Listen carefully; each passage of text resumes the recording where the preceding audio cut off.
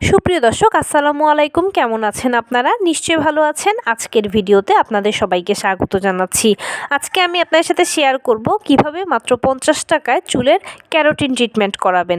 চলুন জানাচ্ছি সব কিছুই। চুলের সকল সমস্যার সমাধান হলো ক্যারাটিন ট্রিটমেন্টে। তো ক্যারাটিন ট্রিটমেন্ট যদি আপনারা পার্লারে করাতে চান তাহলে কিন্তু 1000 টাকা খরচ হয়ে যাবে। অনেকের পক্ষে এটা এফোর্ড করা সম্ভব হয় না, তাই বাড়িতেই কিভাবে এই ক্যারাটিন ট্রিটমেন্টটা আপনারা মাত্র 50 টাকায় করবেন সেটাই আজকে আইডিয়া দেব আপনাদেরকে।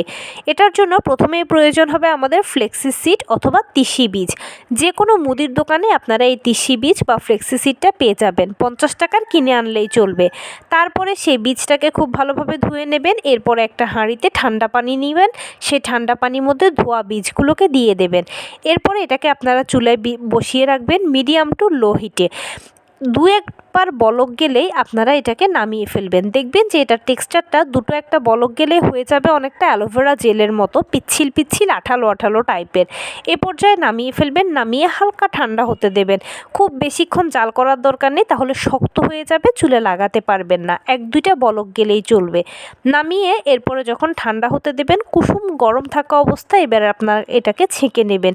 বীজ থেকে জেলটাকে আলাদা করতে হবে।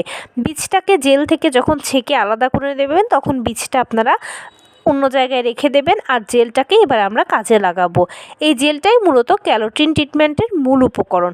জেলটাকে ঠান্ডা হতে দেবেন। তারপরে এটা আপনার পুরো চুলের গোড়া থেকে শুরু করে নিচের দিকে যে ঝুলানো লম্বা চুল রয়েছে সব কিছুতে ভালোভাবে লাগিয়ে দেবেন। লাগানোর পরে আপনারা অপেক্ষা করবেন 10 থেকে 15 মিনিট, অথবা চাইলে আধা ঘন্টা অপেক্ষা করতে পারেন। তার পরবর্তীতে আপনারা চুলটাকে প্লেন পানি দিয়েও ধুয়ে ফেলতে পারেন, অথবা আপনারা এটা শ্যাম্পু দিয়েও ধুতে পারেন।